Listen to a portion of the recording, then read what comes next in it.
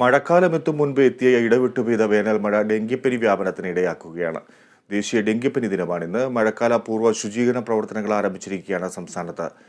സാമൂഹിക പങ്കാളിത്തത്തോടെ ഡെങ്കിപ്പനിയെ നിയന്ത്രിക്കാമെന്നതാണ് ഈ വർഷത്തെ സന്ദേശം. മഴ പെയ്തു തുടങ്ങിയിട്ടേയുള്ളൂ.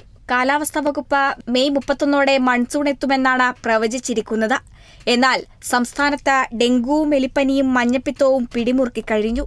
ഇടവിട്ടുള്ള മഴ ഡെങ്കിപ്പനി വ്യാപനത്തിന് കാരണമാകുമെന്നാണ് ആരോഗ്യവകുപ്പ് പറയുന്നത്.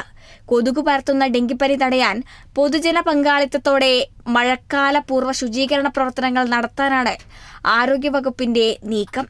വ്യക്തികൾക്ക് സ്വന്തം നിലയിലും സമൂഹത്തിനും ഡെങ്കിപ്പനി പകരുന്നത് തടയാൻ പ്രധാന പങ്ക് വഹിക്കാനാകും.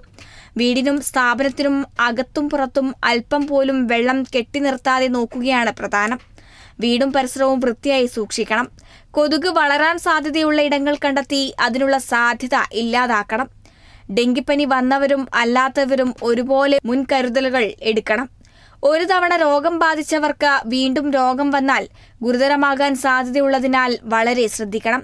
നീണ്ടു നിൽക്കുന്ന പനിയാണെങ്കിൽ എത്രയും വേഗം വിദഗ്ധ ചികിത്സ ലഭ്യമാക്കണമെന്നും ആരോഗ്യമന്ത്രി വീണ ജോർജ് വ്യക്തമാക്കി.